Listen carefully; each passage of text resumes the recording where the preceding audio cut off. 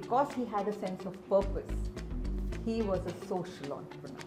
These are very purpose driven, but they also have a good business acumen at the same time. What do you think, social entrepreneur? Social entrepreneur should have some good impact to the society. So I have a very quick story to share. Yep. This trainee carpenter, he wanted to make a better and a convenient machine. Because I have to do all these documentations, I have to pitch you, build this. I'm okay to just give me mentorship.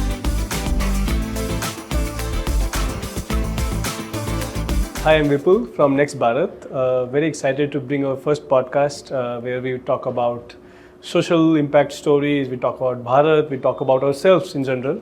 And so today we have Sushma with us, who has been in this space from last 15 plus years, yes, and working with these impact entrepreneurs. We have Saito-san with us, who is the senior managing officer at Suzuki Motor Corporation in Japan, as well as the board of Maruti. So very excited to have you both here at this podcast, and I think let's get this going, right? Cool. So I think the first thing maybe we can start off is just to talk a little bit about social entrepreneurship. What is a social entrepreneur? What is social entrepreneurship? So maybe I think Sushma, since you have been in the industry the most, maybe why don't you tell us your thoughts on that? Sure. Thanks so much, Vipul. Yeah. Thanks for inviting me for your first podcast. And it's really exciting to hear of the work that Next Bharat intends to do in Bharat.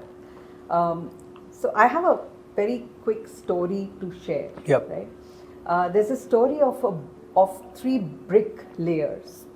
All 3 of them were laying bricks. So someone went to the first one and asked, "What are you doing?" He said, "I'm laying bricks." He went to the second one and asked, "What are you doing?"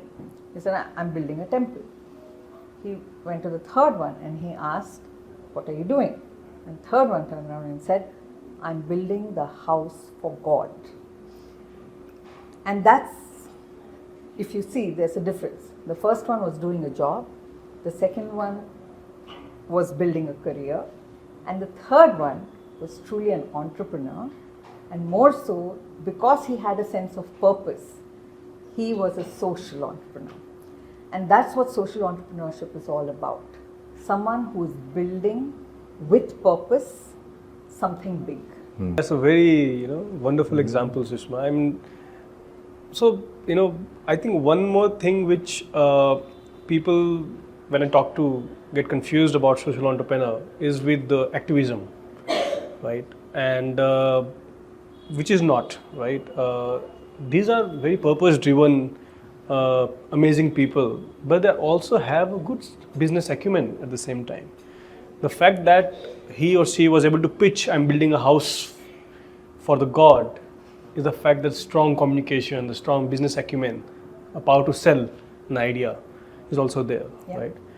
So I think, Saito-san, what do you think, is a social entrepreneur? Social entrepreneur should have some good impact to the society as a result of his business. Many years ago in Japan, there was one teenager guy who was a trainee carpenter, and his mother was in the house, and she was making the textile, but using her very simple tool to do it. So vertical line and also horizontal line. To do the horizontal line, they have to do it tigidin, then tigidin, then tigidin, then. It takes long time to complete one set of textile. So this trainee carpenter watched this, and he wanted to make a better and a convenient machine, a good machine for her to easily make the good textile. And he finally wooden-made a rowing machine, which is powered by her own foot. But speed is hum, 10 times of that. So she was so happy to use this. And she started saying to the neighbors, hey, my son made this for me. Then neighbors, oh, I want to have it. Neighbors wanted to have it. Then he made it for the neighbors. Then he realized that maybe all these things can be used for many people in the society. So he was making this kind of things very impactful, phenomena in Japan society. So, do you know this guy? This guy is our founder, Suzuki's founder, Michio Suzuki, in 1902. Oh, wow. So that is my understanding. Wow. I think, there's always this, with many of the social entrepreneurs, the impact entrepreneurs, there's this tipping point of doing something for the purpose than actually making a business, right? I was also sort of one of the guys I met in the villages. His father was a groundnut digger farmer, so groundnut digger is a very has a very interesting harvesting season, because just after the harvesting season there is a huge rainfall. And what happens is, if you're not able to harvest the groundnuts in a very quick time, then the rain will come and it will sort of destroy all the harvest, right? And because of which there's a huge spike in the demand of labor. The labor cost goes up, there's shortage of labor, and sometimes farmers don't get access to labor. And this guy, he saw his father's harvest go waste one of those years. He was very young, and that pained him, right? And he's like, okay, I need to do something for this. He started building a machine, just like how Michio Suzuki started for his mother, for a mechanical groundnut digger, so that he can help his father, if the labor, so he didn't need to see this pain again. And he took 7 years to perfect that machine. Wow. Finally, his father was using it, and the labor requirement went by 90% down, and it was 3 times more faster, right?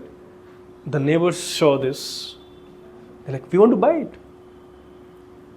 And he sold around 50 units within the same villages areas, and for him, he became a superhero, right, in the local community. That is when it inspired him. Wait, there are other farmers around the country. Today he's exporting in Africa. He's exporting in a different part of the country. So I think there is always this tipping point. No, you're absolutely right, Vipul. I think like the example Saito-san also gave, people start with a social focus or a purpose, but it's a journey from that to become an entrepreneur. An entrepreneur is one who builds a business that is sustainable, and that is what impact entrepreneurs focus on. But there's a journey, and that journey takes time. So how do you build a business? What are the ingredients for building a social business? Right? How do you have a commercial mindset to it? Right. That is a transition. It doesn't happen overnight. So that is also something that one needs to keep in mind. No, I think also come to think about it, I think this is also one of the difference between a typical tech entrepreneur and a social entrepreneur, because social entrepreneur take much more time to think about commercialization and business. Whereas the tech entrepreneurs, they are thinking about it from day zero. Absolutely. Right? I think hence the growth of the tech entrepreneurs are much more faster than a typical social entrepreneurs, right? There's another distinction. Tech entrepreneurs or any commercial entrepreneur, they believe in the fail fast model. Why? Because they're actually building for commercial gains only. Right. So for them, it's important to know whether this will work, not work. Is there a go-to market? Will people accept it? Is there a price point? and they build towards it. Right. If it doesn't fit any of those metrics, they'll cut loose and move on to the next thing. Right. Social entrepreneurs are different. Right. They need patience, they need endurance, Right. and they're not building it for glory Right. or for any other incentive, Right. so to say. They're actually doing it for a very deep-rooted purpose. Right. And hence, even the failure rates in social entrepreneurs are very low. Right. So right. that's a very, very clear distinction Right. between the two. We are super eager to build our next podcast and see you next time. And until then, namaste.